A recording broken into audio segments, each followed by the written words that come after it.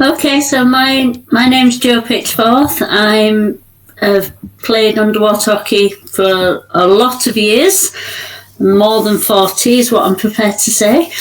And I was at York University. I graduated in 1990, so I started there in 1987, and I believe I started the first underwater hockey or Octopush club at York University. I'm absolutely sure you did. I mean, my first question really was, how did you find Octopush? Really kind of looking back. Well, I was sort of born into the sport, if you like, because my father played. And my father was part of Leeds Subaqua Diving Club. And in the early days, Octopush was only played at diving clubs, really. They used to have diving training, and then for the last half an hour, they'd have a go at this crazy sport, underwater hockey. And then gradually, it took off from that, where Octopush and underwater hockey clubs became separate to diving clubs. But originally I was sort of involved with my dad and Leeds Diving Club, and then became Batley's Snorkeling Club and Batley Octopush Club. That's where I started playing. So I played quite a while before I went to York Uni. Wow. Okay. I remember. It's funny you mentioned Batley. I remember when I was in 12, maybe 13. Yes. I was in a competition, and Batley was insane. They're amazing, and for years I look back as that as like the pinnacle. If that's kind of a view of Batley from a very different perspective, but I mean, I was curious about kind of how, I find it really interesting when kind of you inherit a sport, especially with Octopush. Interesting conversation to have. But what I was interested in, I think we spoke about this a while ago, was when you started the club as our founder, which is really cool. How did it, so it was a long time ago, but how did that work, and how that developed from there, really? Originally I sort of followed the pattern because I took up diving at York Uni, although I wanted to get all my official qualifications for diving, so I joined the BSAC York Uni club. And then I took along a puck and some bats, and we used to play there a little bit in the old St. Peter's School pool, I think it was, for the diving club, which had a concrete bottom, so it was absolutely hopeless for Octopush. And then it wasn't until I was in my third year, because when you start in your first year and you're a fresher, you don't start anything then. And I think the second year I was probably too busy getting a house and all that, and never got sorted. But by the time it came to the third year, we'd got organised and we'd got the club underway, and we booked a pool. I think our first pool was Yearsley pool. Is that the Roundtree, the one near Roundtrees? Oh, then there was another pool that was near the racecourse. They're the two pools that we used. Wow, that's quite a big growth then, isn't it? Because within by the end of your 3 years, that was with two pools and pretty solid. No, we didn't have both pools at the same time. Funding them was quite difficult because, as you know, pool hire is quite expensive, and the whole sports complex that you have at York Uni now didn't exist. It was obviously pre that. There was a sports centre, and there used to be squash courts dotted about, but there was no swimming pool. Interesting. I mean, my question, but so how it's fascinating because the nature of uni sport is that's constantly changing because of the limited time that you're there, really. Yes, yeah. So it's difficult in contrast to a normal club, and I'm sure lots of other unis experiences that you can't get like a consistent No, it's very difficult, isn't it? Unless you get some staff involved. That's the way forward, really. You need a few members of staff, that people who work at the uni, to take an interest in playing and helping out with it. Yeah. Or PhD students are always another good one. Yeah. I think a few of us, we have people doing placement years or kind of Yes. trying to increase the time even slightly. Yes. So it's like kind of desperate to kind of keep that streak going a bit. But Right. yeah. And so a bit more about that. How do you think, in your time playing Octopush, how do you think ideas and also the dialogue between people about the sport, how do you think that's changed? Well, I think it's changed massively for the better. It's definitely more widely played sport now, and it's played in more countries than it used to be, and it's played around our country more than it used to be.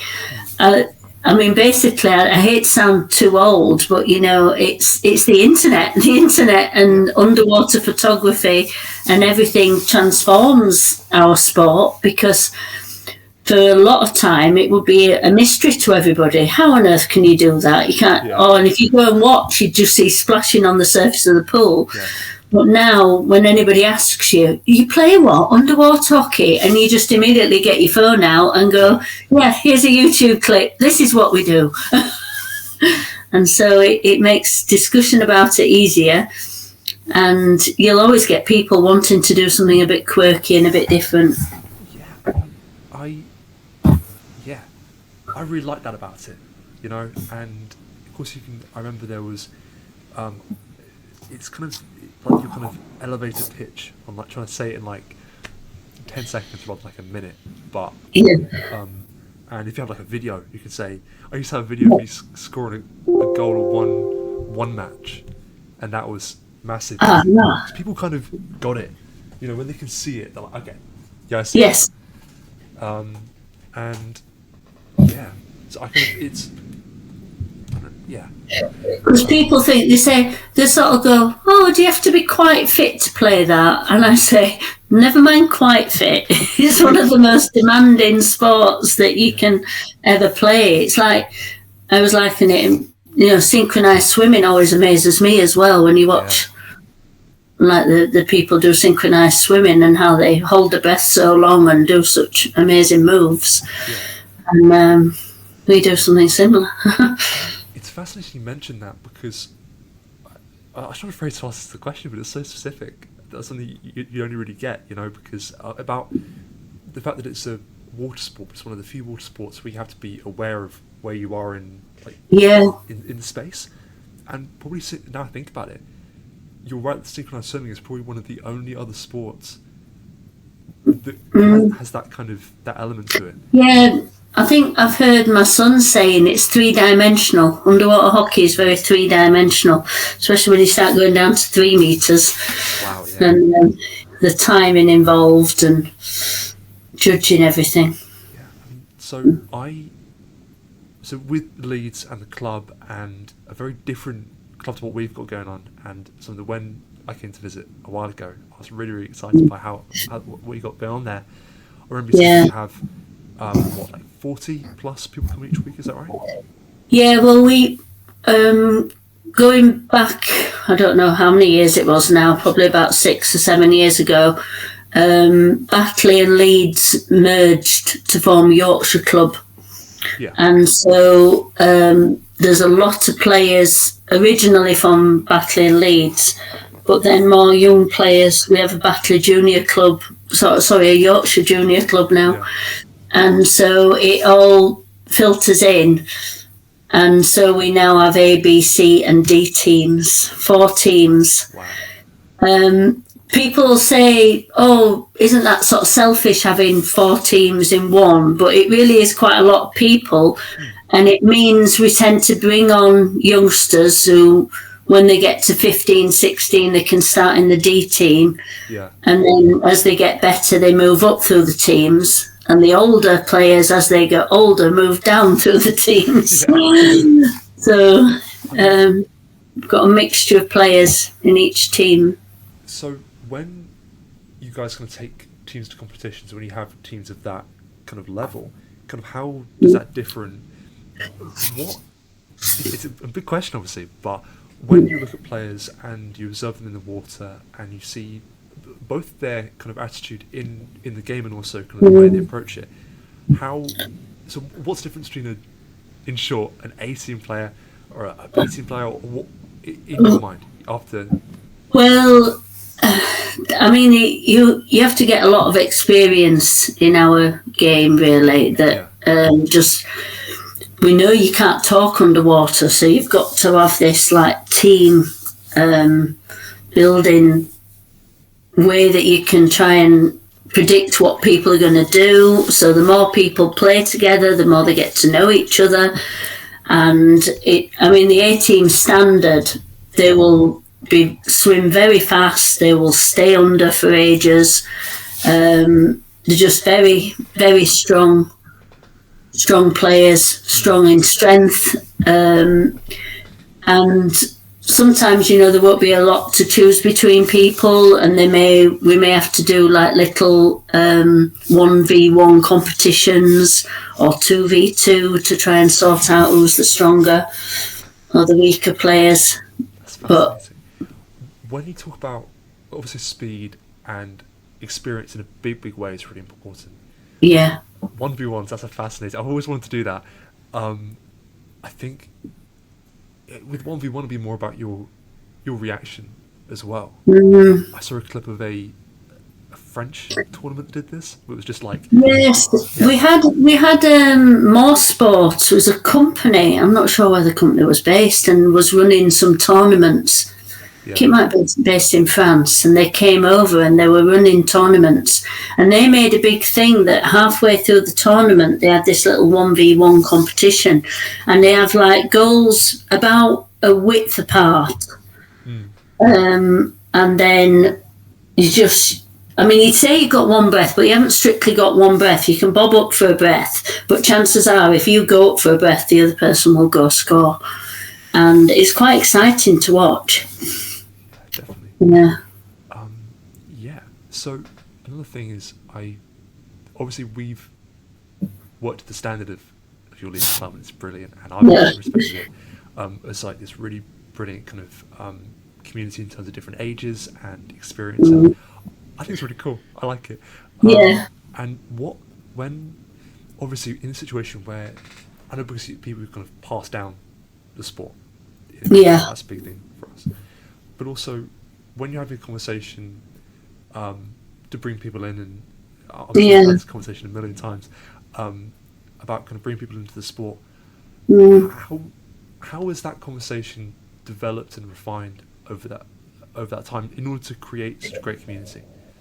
Well, when you've got new players, I mainly deal with new juniors. So we're very fortunate at Yorkshire Club because we can. A lot of our new players come from being juniors and growing up through the sport. But if like when I was at the uni club, then they're only young adults.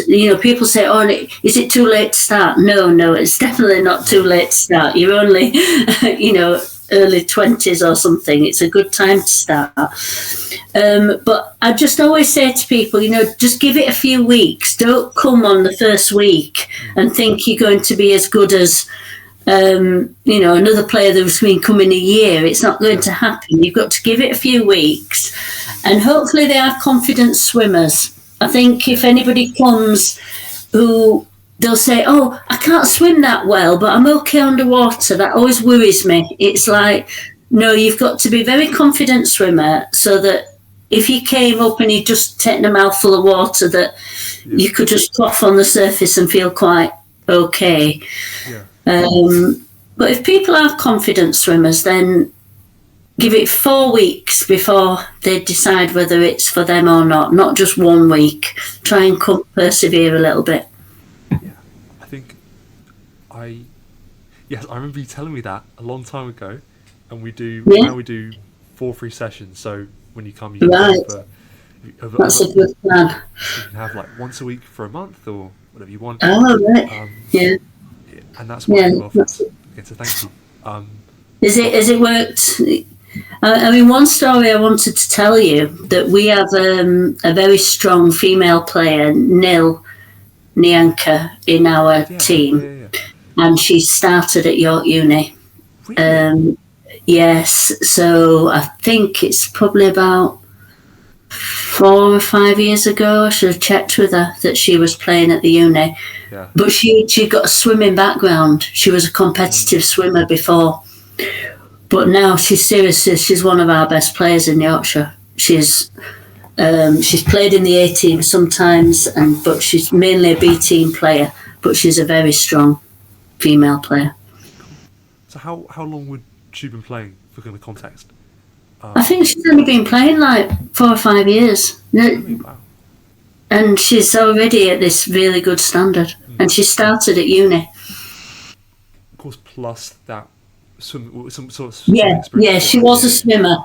She was a competitive swimmer before. It was fascinating. The other day, amongst our members, we did a kind of just a poll on our chat about what kind of swimming experience they came from. And some of our more experienced players have come from like county swimming when they were younger. Yeah. But the vast majority of people, especially new people that are kind of started doing brilliant, they haven't got a swimming background. No. You see, I was never really had a swimming background. So it's funny. Would you say that when you're bringing people in, that it's more about kind of that confidence, kind of in the water, and that resilience to it? You said about kind of rather than being tough, really. I suppose.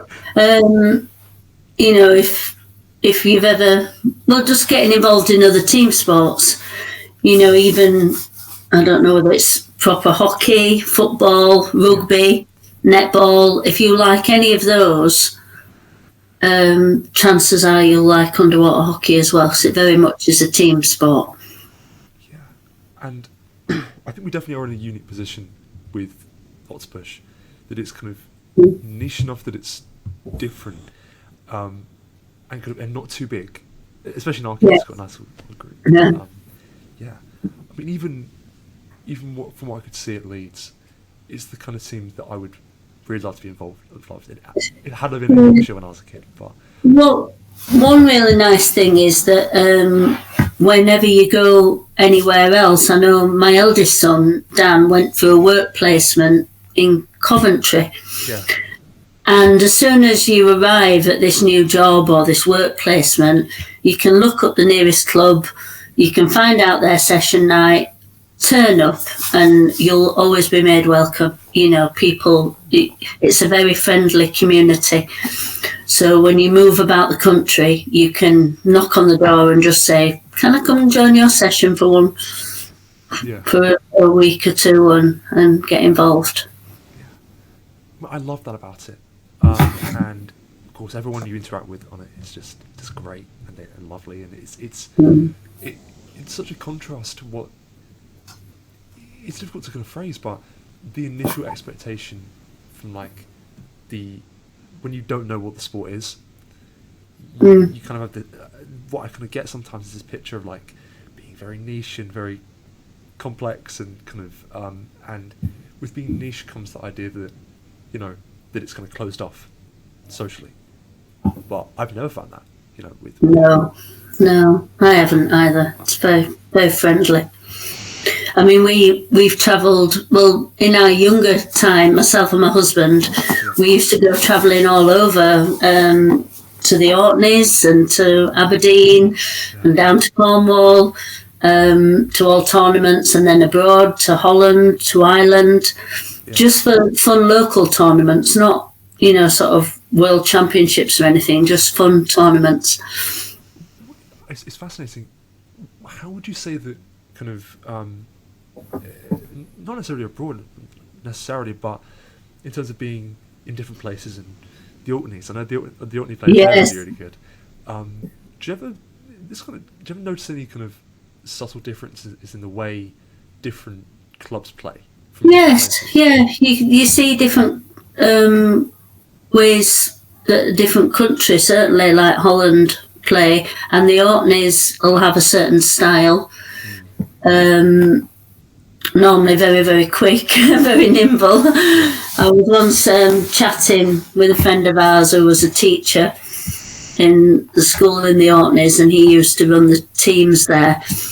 And he said it's basically just practice, but they had a lot of free pool time because they had a pool at the school. And so, yes, it wasn't a perfect pool for underwater hockey, but after school every day, people went and played Octopush for 2 hours because that's what they could do. Yeah. And as long as an adult was willing to organise the session, they could do it. Well, if you practice 1 or 2 hours most days a week, Yeah, wow. it's strange, but you get good. You get very good at it, and and that's what it is about, really, practice. And if traditionally, I've watched a lot of players develop from juniors to adults to GB level. Yeah. And if you just play once a week, you'll sort of plateau and plod along. Start playing twice a week, you'll improve. Yeah. And 3 times a week plus fitness exercises, you'll get better. Everybody does. Would you say that you mentioned fitness and kind of in supplement to regular training? Yeah. So what would you say in terms of it's a complex thing because of course there isn't the set standard of what exercise kind of Will help. Yeah, there's no set rule book on this. I mean, when I go back, when I was younger, we thought, it's got to all be swimming, it's got to all be underwater hockey to make you better underwater hockey players. But, there's been a lot of development from that. And just aerobic fitness, just running, any circuit exercises, and also weight training. Yeah. It all helps, and we have had some, qualified people like Tim Dale sort out proper coaching, dry side training, as well as swim training, as well as underwater hockey skills training. So there's a lot of information out there to support people's training. Periodization, I think it's called. I mean, I always hear stories about kind of with certain clubs with with big kind of physical stature, they're huge players, and that kind of creates the ability to kind of batter through, and or training. I've kind of encountered this training kind of with weights and kind of bulking up. Yeah. How does that work, or kind of as a strategy for the way you train? Because I know some people do that. Yeah, I think I wouldn't worry too much about it at sort of the low. Well, not worry about it, but there's different players and people are coming all different shapes and sizes. I mean, my daughter often used to be teased about being smaller in stature. Yeah. And she would weave herself round and and be a very good player, even though she was smaller. So, I don't think size can have advantages. We do often claim people got long arms. That can be very helpful. It's so. I always want to reassure people that no matter kind of their fitness or how they're built, they're tall or short or whatever, they can always play and always be good. It doesn't matter. Yeah. You can weave around, you can kind of outsmart people. And I love that, and at the end of the day, you've to hold your breath, and you can be as big, as strong as you want, but if you're not on the bottom of the pool, the person with the puck will swim past you. Yeah. I think I have a few more minutes. Yeah. What was I going to say? We've answered most of it, actually. I think that's most of it, yeah. What was I going to ask? So, were there any kind of things with teams abroad where you felt like there was something different or anything like that? Because I love the idea of differences in style, and it's a very specific thing. But I wondered if you have any examples of that. Sorry, I didn't catch. Right, going abroad, or in terms of different teams, different places, and I think it would be. What would be fabulous if some of the university teams could play against other student teams in other countries. I mean, we have quite good links with Holland, the Dutch teams, and the French, and the Irish. Yeah. What better than your university trip to Dublin would be fabulous, wouldn't it? Yeah. So. Yeah, I think there are some really cool tournaments coming up in Ireland this year. So yes, there are. Yeah, it's a story for another day. But I think, I think that I know it's always lovely to travel, and I'm never going to turn that down. Yeah. But I would say that play against, like I said, teams from different countries and playing in a different kind of way does broaden your way of seeing the yeah, as well.